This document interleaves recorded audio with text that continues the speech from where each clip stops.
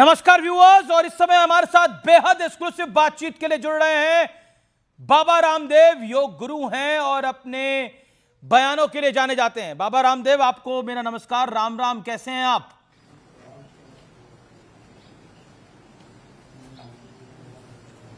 बहुत बहुत प्रणाम, राम राम, जय श्री कृष्ण, जय श्री राम।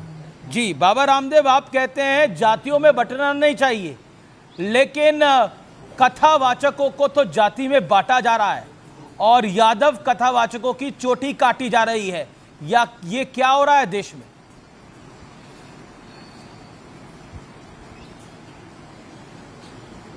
देखिए, सनातन धर्म के जो मूल मूल्य, आदर्श, सिद्धांत, मर्यादाएं हैं, उसमें ईशोपनिषद का कहें या हम यजुर्वेद का 40वां अध्याय है, जो मूल तत्व है वेदों का, यस्तु सर्वाणि भूतानि आत्मविजानत तत्र को मोह कह शोकः एकत्वम अनुपश्यत। सबके भीतर एक सच्चिदानंद परात्पर ब्रह्म है। वासुदेवाः सर्वम ओम सर्वम करो इदम ब्रह्म सिया राम, मैं सब जग जाने करो प्रणाम जोड़ी जुग पाने। हमने तो सर्वत्र एक ब्रह्म का दर्शन किया है। ये जो जात पात के नाम पर ऊंच नीच भेदभाव, ये वर्ण ऊंचा, ये जाति ऊंची, ये समुदाय ऊंचा, ये नीचा, ये वैदिक दृष्टि नहीं, ये सनातन दृष्टि।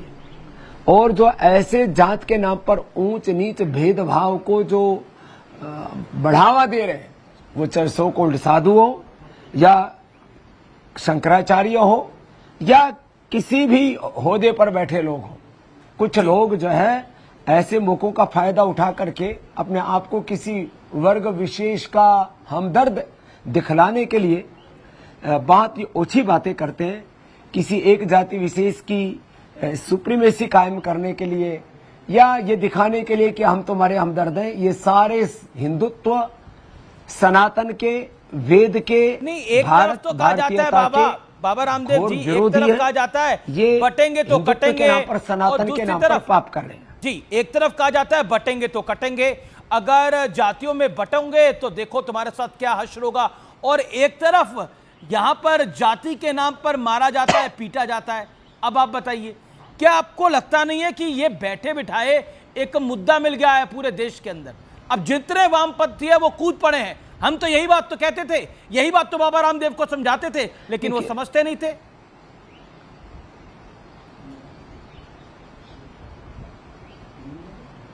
देखिए, ऐसा देखो, मुझे ना वामपंथियों की सीख की जरूरत है जी, और ना मुझे किसी व्यक्ति विशेष को कुछ कहना है। लेकिन एक बात मैं पक्की कहता हूं, हमारा सनातन वैदिक धर्म सबके भीतर समानता को देखता है, एकता को देखता है। संगच्छध्वम संवदध्वम सम्मो मनांसि जानतम। श्रीमद् भगवद गीता का भी यही उपदेश है। यो माम पश्यति सर्वत्र सर्वम च मयि पश्यति तस्याहं न प्रणश्यामि सच में न प्रणश्यति। तो ये गीता की जो दृष्टि है, वेद की जो दृष्टि है, मित्रस्य चक्षुषा सर्वाणि भूतानि समीक्षन्ताम, आदमी को उसके चरित्र से, उसके गुणकर्म स्वभाव से ऊंचाई नीचा माना जाता था। और जो वेद के नाम पर भेद दृष्टि पैदा करते हैं कि ब्राह्मण मुख से, ब्राह्मण से मुख में बाहुरा जन्य करता उरुतदस्य द्वैश्य पदभ्याम शूद्रो आ जाए, तो वो भी मूर्खता की बातें करें। जब एक परमात्मा से माना कि इस अर्थ का, यद्यपि ये गुण आधारित एक 4 प्रकार की विशेषताओं की बात कही है, जिनमें ज्ञान प्रधान, शौर्य प्रधान, जिनमें व्यापार प्रधान और सेवा प्रधान, जिनके भीतर गुण कर्म स्वभाव है उनके, और ये चातुर्वर्ण्य माया सिस्टम गुण कर्म विभाग से श्रीमद् भगवद गीता का भी जो उपदेश को गलत व्याख्या करते हैं, उन सब के लिए मैं एक ही बात कहना चाहता हूँ। हमारे यहाँ ब्राह्मण कुल में भी, क्षत्रिय कुल में भी, वैश्य कुल में भी, और जिनको शूद्र, आदिवासी, वनवासी, अलग अलग प्रकार के जाति वर्ग समुदायों के नाम पर कहा जाता है, सभी वर्गों में महान ऋषि मुनि देवात्मा हुए और उन सब के प्रति हमारी कृतज्ञता। लेकिन ये जो जन्म के आधार पर और जाति के आधार पर जो ऊंच नीच करने वाले हैं, ये सब नीचता करने वाले लोग हैं। ये कोई वैदिक नहीं है, ना कोई ये हिंदू है, ना कोई ब्राह्मण है, ना कोई क्षत्रिय है, ना कोई ओबीसी है, और ना कोई इधर उधर के। ये सारे लोग पापी हैं। जी। ये हिंदुत्व के नाम पर, सनातन के नाम पर कलंक है। इसलिए सबको मिलजुल करके ही रहना है। बाबा रामदेव, आप स्पष्ट बात कहने के लिए जाने जाते हैं।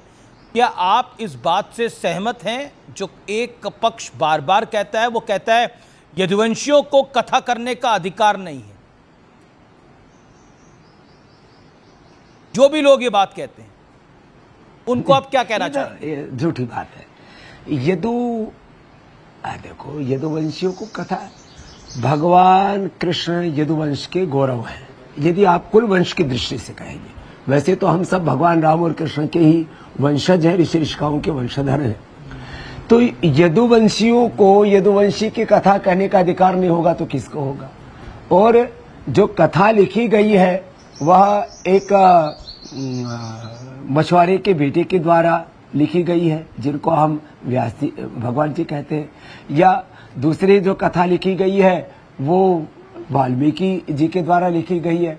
और बाकी भी जितने भी शास्त्र है, बहुत सारे हमारे शास्त्र नॉन ब्राह्मण लोगों के द्वारा लिखे गए। यदि आप जाति के आधार पर उनकी उस बात को करते हैं तो मैं तो इस जात पात को मानता ही नहीं। बिल्कुल, मैं तो मानता हूँ जन्म से सभी एक जैसे पैदा होते हैं।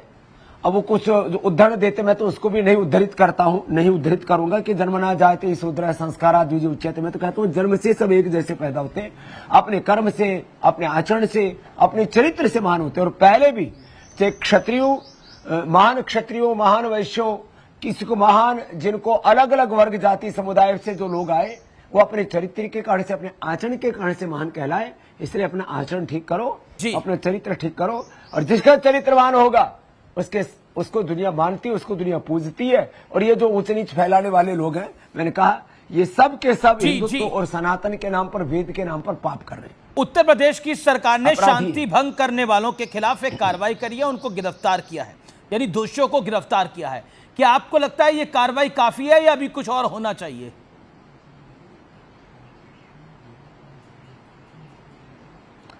देखिए, मैं आरोप प्रत्यारोप इसमें जो कानूनन किसकी गलती है, कितनी गलती है, किसको क्या सजा मिलनी चाहिए, इसके लिए पुलिस प्रशासन, कोर्ट, न्यायालय, मैं उस पर विश्वास रखता हूं। मैं देश के संविधान, उसके ऊपर 100% श्रद्धा रखता हूं। दूसरी तरफ वेद के विधान और अपना सांस्कृतिक जो संविधान है, हमारे पुरखों ने जो हमें बहुत बड़ी सांस्कृतिक विरासत दी, उस पर भी समान रूप से विश्वास रखता हूं। और सबसे बड़ी बात है, मैं जो ह्यूमन वैल्यूज है, मानवीय मूल्य है, प्रकृति का विधान है, मानव धर्म से बड़ा कोई धर्म क्या होगा? और मनुष्य से जाति और बड़ी जाति क्या होगी? हमारा खून का रंग सबके भीतर एक है, liver, kidney, heart, brain, soul सब जगह एक है। एकत्व, सह अस्तित्व, सामंजस्य, हार्मनी, वननेस, कोएग्जिस्टेंस, हार्मनी, यही तो हमारी संस्कृति के मूल तत्व हैं। और मैं एक एक शब्द, एक एक जो सनातन का तत्व, उसके वेद दर्शन उपनिषदों के उद्धरण के साथ कह सकता हूं। और मैं तो और दूसरी बात कह रहा हूं, जी, ये जो हिंदुत्व कहे, हम बौद्ध दर्शन कहे, जैन दर्शन कहे, यहां तक कि जो कम्युनिस्ट हैं, उनके भी जो कन्फ्यूशियस हैं, उनके भी 99% विचार आचार्य चाणक्य से और वेदों से मिलते हैं। इसलिए ये जो आपस में बखेड़ा करते हैं, एक दूसरे को बखेड़ा तो हो ही गया है। अब इस विषय को लेकर ऊंचा नीचा बता करके समाज में भेद के बीज डालते हैं। जी, अब बखेड़ा तो बाबा हो ही गया है। अगर आपको खुद आना पड़ रहा है और आपका साक्षात्कार हम कर रहे हैं, तो आप सोचिए कितना बड़ा बखेड़ा हो गया है। अब मैं बात करता हूं एक बड़ी इंडिविजुअल। आप कह रहे हैं कि यदुवंशी की कथा यदुवंशी ही करेगा, नहीं तो कौन करेगा। लेकिन कुमार विश्वास कहते हैं कि कथा सुनाने का अधिकार सभी को है, जाति से मतलब नहीं है। लेकिन आपका बयान है मारा भगवान भी दूसरे छीन लियो। एक कोई बात हुई क्या? भगवान तो सबके हैं, पर कोई ये कहे कि भगवान श्री कृष्ण की कथा हम ही सुनाएंगे, ये बात सही नहीं है। लेकिन उन पर भी आरोप है कि उन्होंने झूठ बोल के कथा सुनाई, यानी वो यदुवंशी थे, उन्होंने बोला हम कुछ और हैं। एक आरोप दूसरी पक्ष को भी है। नहीं, देखो ऐसा, ये ऐसा देखो, ये सब बातें ना आरोप प्रत्यारोप है। अमरीश भाई, इस पर किसी को भी नहीं पढ़ना चाहिए, ना पत्रकारों को पढ़ना चाहिए जी, न किसी भी प्रकार से साधु संत महात्माओं को, सो कोल्ड शंकराचार्यों को। मैं सो कोल्ड इसलिए बोल रहा हूं, अभी कहा किसी को नहीं पता कि किसने क्या कहा। आप कहीं सुनी पर कुमार सुनाई विश्वास कही का बयान कहाई तो मैंने बातें, कोट करा और आपका आरोप बयान भी कोट करा। प्रत्यारोपों के आधार पर आप निर्णय नहीं कर सकते। तो इसलिए मैं कह रहा हूं आपको कि ये जो आपस में किसने क्या कहा, किसने क्या किया, ये सब बातें अभी विमर्श में है, ये अभी जांच के दायरे में है, अभी कोई निष्कर्ष पर नहीं पहुंचे। जो चीज विमर्श में है, निष्कर्ष पर नहीं पहुंचे, ऐसे बातों को लेकर के किसी पर भी किसी प्रकार की टीका टिप्पणी, और मैं तो कहता हूं जो भी ओछी बात करता है किसी भी जाति वर्ग समुदाय का हो, और जाति वर्ग समुदाय कोई ऊंचा नीचा नहीं है, और जो ऊंचा नीचा कहने वाला है उससे नीच कोई हो नहीं सकता, उससे ज्यादा पापी, उससे ज्यादा अधम, उससे ज्यादा दुष्ट, उससे ज्यादा कोई असुर नहीं हो सकता। इसलिए सब ऊंच नीच, ये भेदभाव की दीवारें हमको ढानी पड़ेंगी। अरे काम अच्छे करो, देश विकसित 2047 तक ये ऊंच नीच फैला से नहीं बनेगा। 18 घंटा स्वामी रामदेव की तरह काम करो, 3 बजे से लेकर के रात को 10 बजे तक मैं भारत माता की सेवा करता हूं जी, और जी। उस पुरुषार्थ से अर्जित अर्थ को परमार्थ में लगाता हूं। 18 घंटा सेवा करो, सब मिलजुल करके रहो, भारत माता को अपनी आराध्य मानो, मनुष्य नाम की जाति को एक जाति मानो, बाकी ऊंच नीच जात पात भेदभाव ये सारा बखेड़ा बंद करो। और जितने, मैं तो पत्रकार भाइयों से भी कहूंगा, जो अलग अलग जो होदों पर बैठे हुए उन लोगों से भी कहूंगा कि आप ये आरोप प्रत्यारोप की बातें करके किसी भी तरह से आग में घी ना डालें, समाज पर आग में घी तो डली गया जब इस पे राजनीति होने लग गई। मैं ज्योतिष पीठ के शंकराचार्य स्वामी श्री श्री अभिमुक्तेश्वरानंद सरस्वती जी को कोट कर रहा हूं। वो कह रहे हैं अखिलेश यादव ने हिंदू समाज को तोड़ने वाला बयान दिया है। क्या आप ज्योतिष पीठ के शंकराचार्य की बात से सहमत हैं? अखिलेश यादव ने समाज को तोड़ने वाला बयान दिया है, हिंदू समाज को? देखिए, मैं ना तो किसी राजनेता के बयान के ऊपर जाऊंगा, नहीं, राजनेता की बात ही नहीं कर रहा, शंकराचार्य जी की। देखो हमारे देश में मैं तो शंकराचार्य स्वामी अभिमुक्तेश्वरानंद स्वामी जी की बात कर रहा हूं। दो बातें कर रहा हूं, 4 पीठों के 4 शंकराचार्य। और अब देखो, शंकराचार्य हमारे सनातन के गौरव होते हैं, लेकिन एक बात आपको बता देना चाहता हूं, हमारे किसी वेद दर्शन उपनिषद शास्त्र में नहीं लिखा हुआ कि हिंदू धर्म का ये ठेकेदार है। हमारे यहाँ पर कोई ठेकेदार नहीं है, बिल्कुल बिल्कुल नहीं लिखा हुआ, लेकिन वो कह रहे हैं कि अखिलेश यादव का बयान हिंदू समाज को तोड़ने वाला बयान था, और इसलिए अभिमुक्तेश्वरानंद सरस्वती जी, आप उससे सहमत हैं, असहमत हैं? यहाँ आपका न्यूट्रल व्यू है, 3 ऑप्शन आपके सामने। मैं वापस आपको मैं किसी भी शंकराचार्य के बयान पर कोई टिप्पणी नहीं करना चाहता। मैं एक ही बात कहना चाहता हूं, भारत का हर एक बालक किसी भी वर्ग जाति समुदाय में पैदा हुआ है, उसका मूल तत्व है रामो हम, कृष्णो हम, हनुमत हम, शिवो हम, आत्मा हम। मैं नित्य शुद्ध बुद्ध सच्चिदानंद स्वरूप शिव आत्मा हूं, और ये हमारी शुद्धता की ये कसौटी है। इस कसौटी पर हमें जीना है, और मैं सब जाति वर्ग समुदाय के लोगों को कहूंगा, सनातन धर्म जीने का तत्व है, धारण करने का तत्व है, और बाकी सब जो धर्म के नाम पर चल रहा है ये सब उल्टा सीधा बखेड़ा, ये पाप है, ये अधर्म है, ये नीचता है। इस सब बखेड़े में मत पड़ो, अपना आचरण सुधारो, कर्म अच्छे करो, मिलजुल करके सब नर करे परस्पर प्रीति, चले स्वधर्म निरत श्रुत नीति, संस्कृतेन गमे महिमा श्रुतेन विराधिसी। बहुत से हम तो वर्णाश्रम धर्म के संरक्षक हैं, हम तो ये सब बकवास करने वाले लोग हैं। कोई भी हो, चाहे मैं किसी का नाम नहीं बोलूंगा, वर्णाश्रम के नाम पर, जातियों के नाम पर कोई भी बांट रहा है, चाहे वो कोई शंकराचार्य जी है, चाहे कोई महामंडलेश्वर है, चाहे कोई नेता है, चाहे वो कोई पत्रकार है, चाहे सो कोल्ड लिटरेट इडियट जो अपने आप को थिंक टैंक्स कहने वाले लोग हैं, ये सब हिंदुत्व के नाम पर कलंक है, पाप है, नीचता है। ओके, मैं आपसे अगला सवाल पूछता हूं। ये बाबा बागेश्वर बहुत सारे पैसे लेते हैं, 50 लाख रुपए लेते हैं, ये कहा जा रहा है। वो कहा है कि कथा, ये जो बाबा लोग हैं ये बहुत पैसे लेते हैं। अब ये भी नेता ही कह रहे हैं, आप बताइए क्या करिएगा?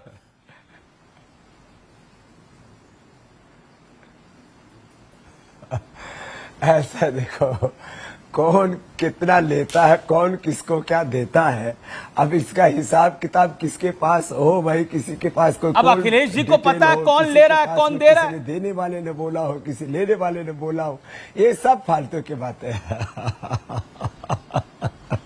ये सब ये 50 लाख की फिगर बाबा मैं नहीं लाया, अखिलेश जी को पता लग गया दुनिया में। आपके तो बड़े प्रिय है बाबा बागेश्वर, पैसे कितने लेते हैं कथा के, आप ही बता दीजिए अगर किसी को बुलाना हो तो।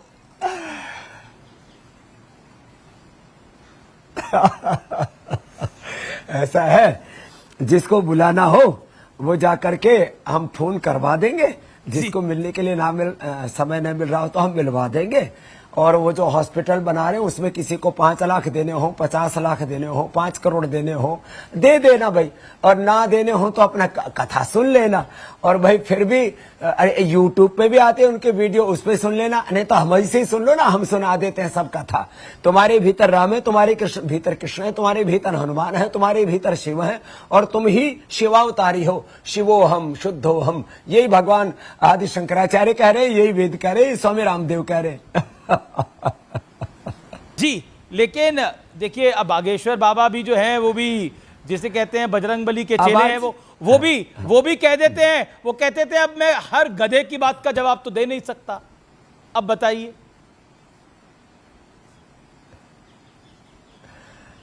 नहीं, उन्होंने बोला किसी को भी किसी के बारे में कोई भी हल्की बात नहीं कहनी चाहिए। वो हमारे छोटे भाई हैं, यदि उन्होंने ऐसा बोला है तो उनको हम डांटेंगे, उनको भी हम बोलेंगे ऐसा नहीं बोलना चाहिए। और उनको भी कोई हल्का बोलता है तो हम जरूरत पड़ेगी तो अखिलेश जी को भी बात करेंगे, भाई आप अपनी राजनीति करो, इन बाबाओं के पीछे मत पड़ो। तो हर आदमी तो आप कह रहे हैं कि आप बागेश्वर बाबा और अखिलेश जी में सेटलमेंट करा देंगे, हमारा योग तो अनुशासन मतलब उनकी दोस्ती करा देंगे।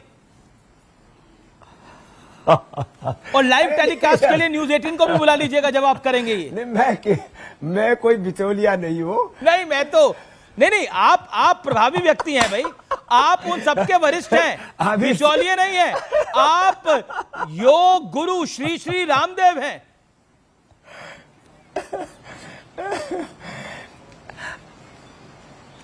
मैं किसी में लड़ाई झगड़ा नहीं देखना चाहता। नहीं, सुलह की बात कर रहा हूं मैं तो लड़ाई झगड़े की बात ही नहीं कर रहा, मैं तो सुलह की बात कर रहा हूं। जिए हिंदुस्तान के लिए आपसी मतभेद हमें जीने नहीं देंगे, देश न रहा तो हम कैसे रहेंगे, सोचना है हमें हिंदुस्तान के लिए, एक है लहू का रंग पहचान के लिए, जीना है तो जिए हिंदुस्तान के लिए। तो ये एक सोच हमारे भीतर होनी चाहिए। मेरे लिए राष्ट्र धर्म, राष्ट्र प्रेम, राष्ट्र हित, मानवता का हित, मानव धर्म, ये सर्वप्रथम है।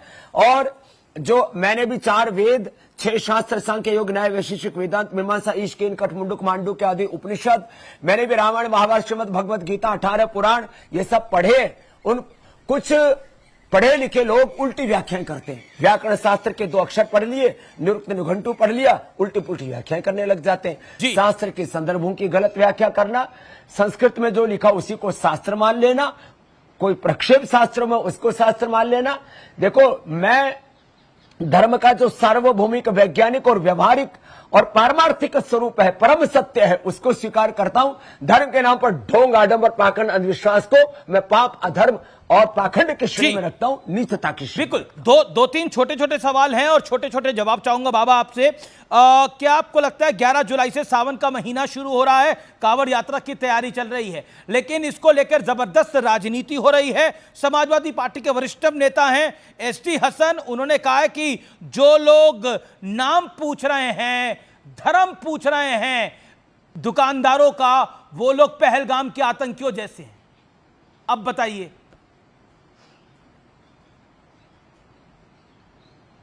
देखिए ऐसा है, देखो भाई, कोई किसी ने दुकान खोल रखी है, पतंजलि के जितने भी स्टोर है उस पर पतंजलि का बोर्ड लगा, इसमें दिक्कत क्या, छिपाने की क्या बात है।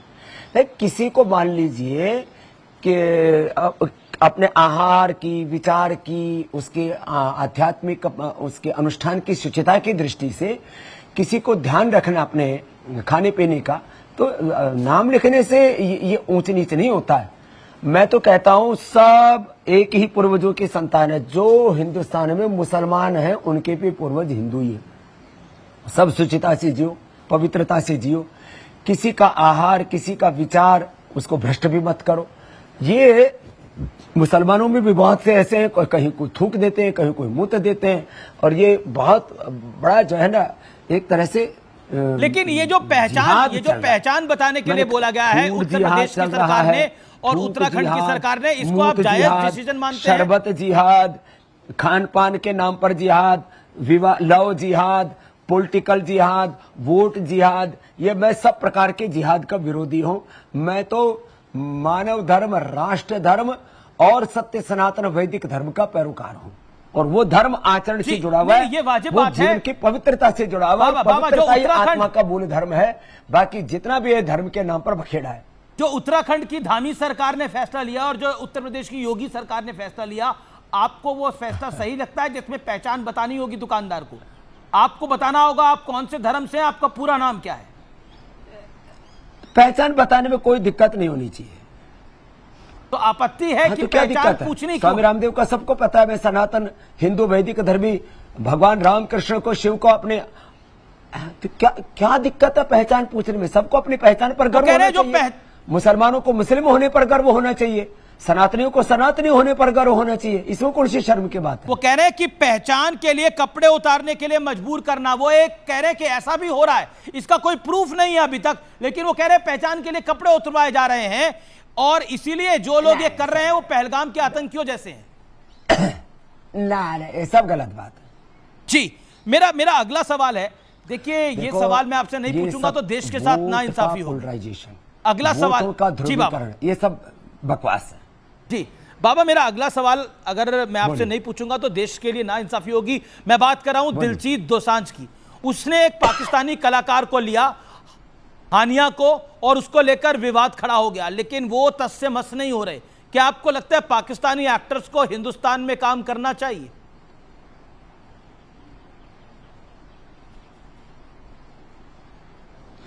नहीं, देखिए पहली बात तो यह है, अब कला, नृत्य, संगीत, कोई किसी की योग्यता, मैं इसके ऊपर कोई टीका टिप्पणी नहीं करना चाहता।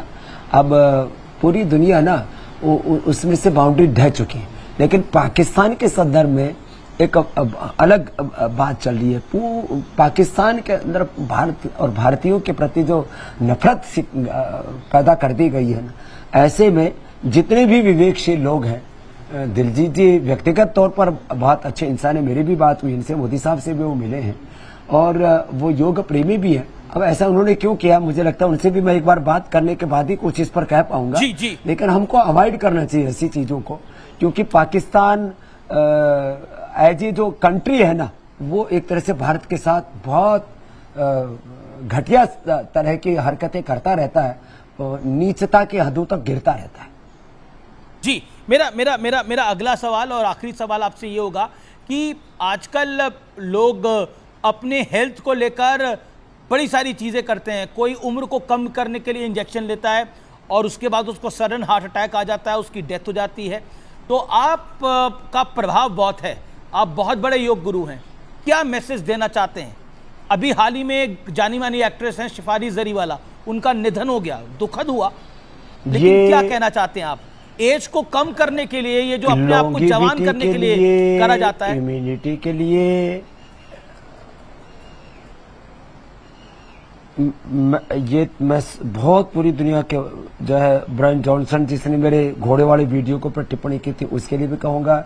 ये जो हमारी बेटी की जो डेथ हुई है, बहुत ही दर्दनाक जो मौत हुई है, उनको भी कहूंगा।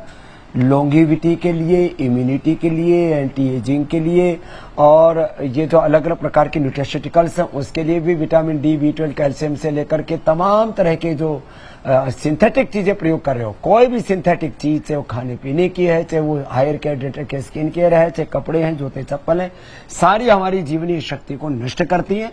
इसलिए back to basic, back to Vedas, अपने मूल संस्कृति, अपने मूल मूल्यों की ओर लौटो। योग से बेहतर कुछ भी नहीं है। मैं आपके सामने बैठा हूं, लगभग 60 साल की मेरी उम्र होने वाली है। कहाँ लगता है बाबा आप 60 साल? यदि आप बायोलॉजिकल एज की बात करेंगे तो मैं 30 साल वालों से भी ज्यादा फिट हूं। बाल आपके पूरे काले हैं। अब तो मेरे भी सफेद होने लग गए। अरे साहब ठीक है, मैं इसलिए कर रहा हूं। अब आपको भी मैं योग की दीक्षा देता हूं जी। भस्त्रिका करो, कपालभाति करो, अनुलोम विलोम करो, सुबह उठ करके आंवला, एलोवेरा, गिलोय, गोधन, अर्क, हनी पियो, सुबह 1 चम्मच गाय का घी पियो, देसी खाना खाओ, मिलेट्स का सेवन करो, दूध दही खाओ, देसा में देश हरियाणा, उड़ा दूध दही का खाना, ये बढ़िया चीज भाई अपनी, इन अपनाओ। ये फालतू के बर्गर, पिज्जा, चाउमीन, ये सब फालतू के जंक फूड, आजकल तो मोमोज भी बड़े चल रहे हैं। बहिष्कार करो इन सारे अनहेल्दी चीजों का, बहिष्कार करो एमएनसीज का, बहिष्कार करो चाइना का, बहिष्कार करो यूरोप की कंपनियों का, बहिष्कार करो अमेरिका की कंपनियों का। ये सारे प्रत्यक्ष परोक्ष रूप से भारत और भारतीयता के घनघोर शत्रु हैं। ये हमारी करेंसी को कमजोर करते हैं, ये हमारी अर्थव्यवस्था को कमजोर करते हैं, हमें सामाजिक आर्थिक राजनीतिक तौर पर गुलाम बनाते हैं।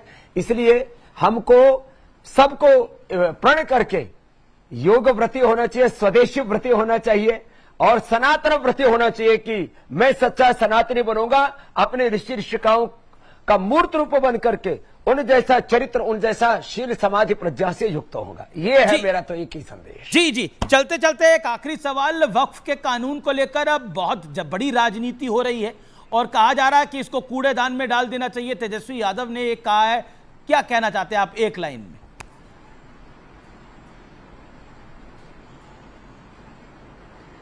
देखिए कुछ लोग ना एकाधिकारवादी है, सामंतवादी सोच के, एक सुप्रीमेसी, कुछ ताकतवर लोग इस्लाम में, कुछ ताकतवर लोग हिंदू समाज में, अलग अलग वर्गों में, मुसलमानों में, सभी वर्गों में। मैं बस एक ही बात कहूंगा, ये एकाधिकारवादी जो सोच है कि चाहे वो वृत्तियों को लेकर के हो, प्रवृत्तियों को लेकर के हो, हमारी दिव्य वृत्ति हो, सात्विक प्रवृत्ति हो, और जितने भी एकाधिकारवादी लोग हैं और क्रीमी लेयर पर जो बैठे हुए लोग हैं, वो ओबीसी का भी हक खा रहे हैं, वो जो है दलितों का, SC ST का भी हक खा रहे हैं, मुसलमानों का भी हक खा रहे हैं, और वो कहीं ना कहीं हर जो दबे कुचले पिछड़े आम लोग हैं उनको दबा रहे, सता रहे।